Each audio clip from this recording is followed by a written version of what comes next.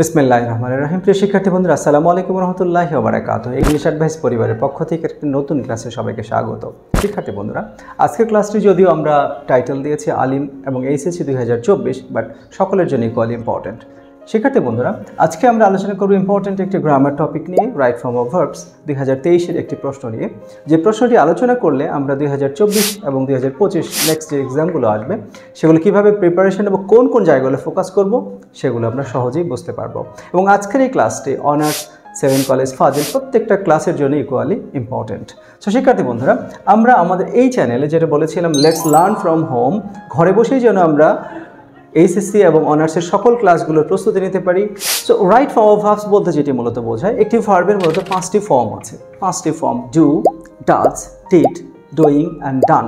Present participle, past participle, present এবং past যে ফর্মগুলো আছে, এর মধ্যে কোন ফর্মটি কোথায় বসবে, কেন বসবে, আমরা বিস্তারিত আলোচনা করব। আজকে একটি বোর্ড প্রশ্ন নিয়ে আমরা প্রথম অ্যানালাইসিস করব। যেমন প্রথম আছে ডিফরেস্টেশন মেন। সো প্রথম ভার্বটি আছে মেন।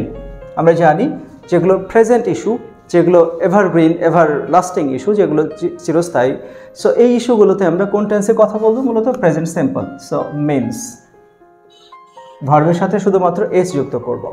নেক্সট যে ভার্বটি আছে it cause by a group of people.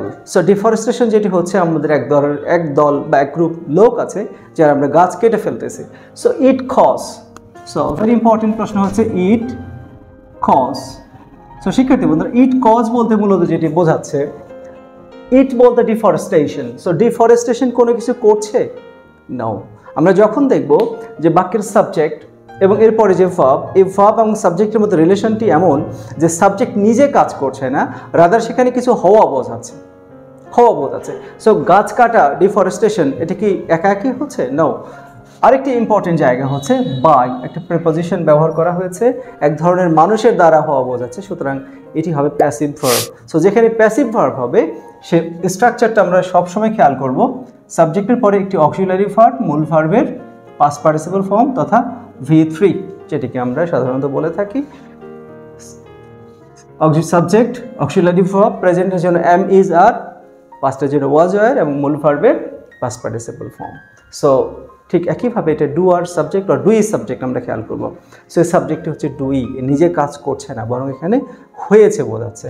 So it is cost, is cost. আনসারটি হচ্ছে deforestation is cost by group of people. They cut trees, they cut trees, make profit. So শিক্ষার্থী বন্ধুরা, এই বাক্যের মূল সিক্রেটটি হচ্ছে they cut trees। আমরা জানি কাট, এটি হচ্ছে বাক্যের মূল বা ফাইনাইট ভার্ব, বাট বাক্যে আরেকটি ভার্ব অ্যাড করা হয়েছে, সেটা হলো মেক। সো আমরা জানি একটি বাক্যে একটি ফাইনাইট ভার্ব থাকবে, একাধিক ফাইনাইট ভার্ব হলে সেটি হবে non finite. So non finite ভার্বগুলো কি কি?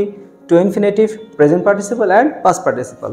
সো এখানে কি হবে? আমরা জানি যখন দুটি কাজ কজ অ্যান্ড ইফেক্ট, একটার সাথে আরেকটা রিলেটেড, একটির কারণে আরেকটি হয়। আমি কলেজে গিয়েছিলাম ফর্ম ফিল আপ করতে, আমি বাজারে গিয়েছিলাম বই কিনতে। So I went to market to buy a book, I went to market to fill up my form. So to plus verb আমরা এক্সটেনশন করবো, এটিকে নন ফাইনাইট ভার্ব। সো এখানে আনসারটি হচ্ছে they cut trees to make profit. Ordinary people also use trees as fuel. So ordinary people use, number D তে হচ্ছে use, এটা base form আছে, প্রেজেন্ট টেন্স, এখানে কোনো পরিবর্তন হবে না, কারণ অর্ডিনারি পিপল বাক্যের সাবজেক্ট হচ্ছে পিপল, সিঙ্গুলার হলে আমরা ইউজেস বলতাম, বাট এখানে ভার্বটি হচ্ছে প্লুরাল, সাবজেক্ট হচ্ছে প্লুরাল, পিপল, জনগণের কথা বলা হয়েছে। Number E, because of cutting more trees we are going face a great danger. So শিক্ষার্থী বন্ধুরা, বাক্যের শুরুতে বিকজ অফ, সো বাক্যের শুরুতে আমরা যখন খেয়াল করব ভার্ব অ্যাড করা হয়েছে বিফোর সাবজেক্ট, এখানে বাক্যের সাবজেক্ট হচ্ছে উই। সো সাবজেক্টের আগে যখন আমরা একটা ভার্ব পাচ্ছি, আমরা জানি এই ভার্বটি হবে non finite verb, present participle. So because of cutting ভার্বের সাথে হচ্ছে, আমি শুরুতে যেটি বলেছিলাম, যখন আমরা দেখব একটি বাক্যের মূল যে ভার্বটি, এর বাইরে যে ভার্বগুলো থাকবে সেগুলো সবগুলোই non finite. So non finite ভার্বগুলো কি হবে? টু ইনফিনিটিভ, অর্থাৎ টু প্লাস ভার্ব, এরপরে ভার্বের সাথে হবে আইএনজি, এরপরে ভার্বের V3 যেটা ভার্বের পাস্ট পার্টিসিপল ফর্ম। সো এগুলো সবগুলো হচ্ছে non finite. So non finite ভার্বগুলো কোথায় কোথায় বসে আমি আবার রিপিট করছি। যখন কজ অ্যান্ড ইফেক্ট একটি কারণ প্রকাশ করছে, একটির সাথে আর একটা ডিরেক্ট কজ থাকছে, তখন টু প্লাস ভার্ব। যখন দুটি সিমultaneous অ্যাকশন, আমি তোমাকে খেলতে দেখেছিলাম, হাঁটতে দেখেছিলাম, দুটো কাছাকাছি সময় অ্যাকশন পারফর্ম হয়েছে, তখন ভার্বের সাথে আইএনজি। আর সাধারণত দুটো আগে পিছিয়ে হয়ে যাওয়া কোনো কাজগুলোকে যখন আমরা প্রকাশ করি তখন পাস্ট পার্টিসিপল ফর্ম। যেমন আমি তোমার লেখা একটা চিঠি পেয়েছিলাম, so I got letter written by you, so past participle form. Okay, আমরা ডিটেল আলোচনা করব, আমরা গ্রামারগুলো নিয়ে কথা বলবো নেক্সট। আজকে আমরা শুধু প্রশ্ন নিয়ে কথা বলছি, নেক্সট ক্লাসে এগুলো আমরা একটু বিস্তারিত গ্রামার কী কী আছে, কোন কোন রুলসগুলো আমরা পড়বো সেটি অবশ্যই আমরা বলবো। তোমরা আমাদের সাথে থাকবে, ক্লাসগুলো ফলো করবে। We are going to face a great disaster or great danger.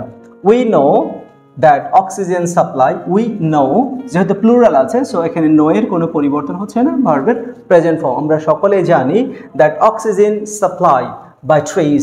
শিক্ষার্থী বন্ধুরা, আমি শুরুতেই বলেছিলাম বাই, সো কোনো বাক্যে যখন বাই এর প্রিপোজিশনটি আমরা পাবো, এছাড়া আমরা যখন সাবজেক্টটি পাবো, যে সাবজেক্টটি কোনো ব্যক্তি কিংবা বস্তুকে রেফার করছে না এবং অ্যাকশনটা সে সাবজেক্ট দ্বারা পারফর্ম হচ্ছে না। So we know that oxygen কি করা হয়, অক্সিজেন কাউকে সাপ্লাই করে না, অক্সিজেনটাই সাপ্লাই হয়, সো অক্সিজেনকেই সাপ্লাই করা হয়, so oxygen is supplied, oxygen is supplied by trees. গাছ থেকে আমরা অক্সিজেন পেয়ে থাকি।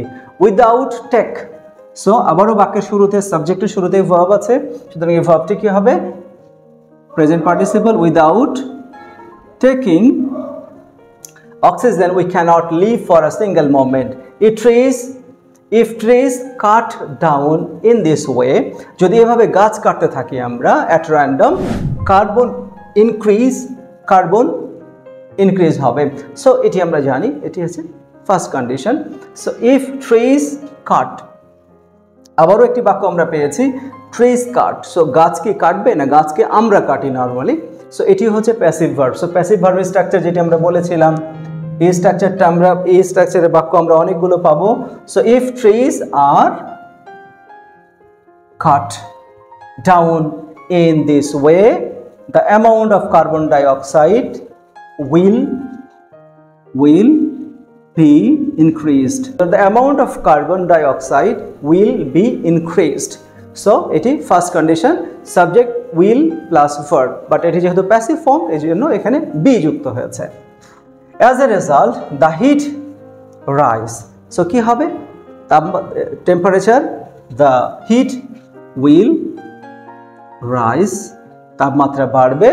এরপরে আছে it call green house effect. So এটাকে বলা হবে তখন it is called green house effect.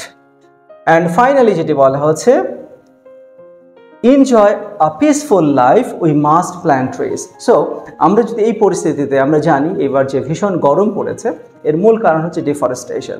So আমরা যখন এইচএসসি 2024 কিংবা যে কোনো ইয়ারের জন্য প্রশ্ন পিক করব, important issues, we must pick the current issues, burning issues. So শিক্ষার্থী বন্ধুরা, এটি হচ্ছে একটি ইম্পর্টেন্ট টপিক, এটি যে কোনো একটা জায়গায় আমরা পেতে পারি, রাইট ফর্ম অফ ভার্বসের ফরম্যাটে অথবা যে কোনো ফরম্যাটে। So enjoy a peaceful life, to enjoy a peaceful life we must plant more trees. So আবারও to plus verb, non finite verb. So তাহলে আমরা এখানে এই যে আজকের আলোচনাটুকুতে দেখলাম, আমাদের ভার্বগুলোর মধ্যে নন ফাইনাইট ভার্ব অনেক কয়টা আমরা পেয়েছি, প্যাসিভ ভার্ব অনেক কয়টা পেয়েছি, এবং টেন্স রিলেটেড প্রবলেমগুলো পেয়েছি। সুতরাং টেন্স কীভাবে আমরা মনে রাখবো, নন ফাইনাইট ভার্বগুলো কীভাবে মনে রাখবো, এবং অ্যাক্টিভ এবং প্যাসিভ ভার্বগুলো কীভাবে আমরা চিনবো, এগুলো নিয়ে আমরা নেক্সট ক্লাসে আলোচনা করব। Thank you for joining our class.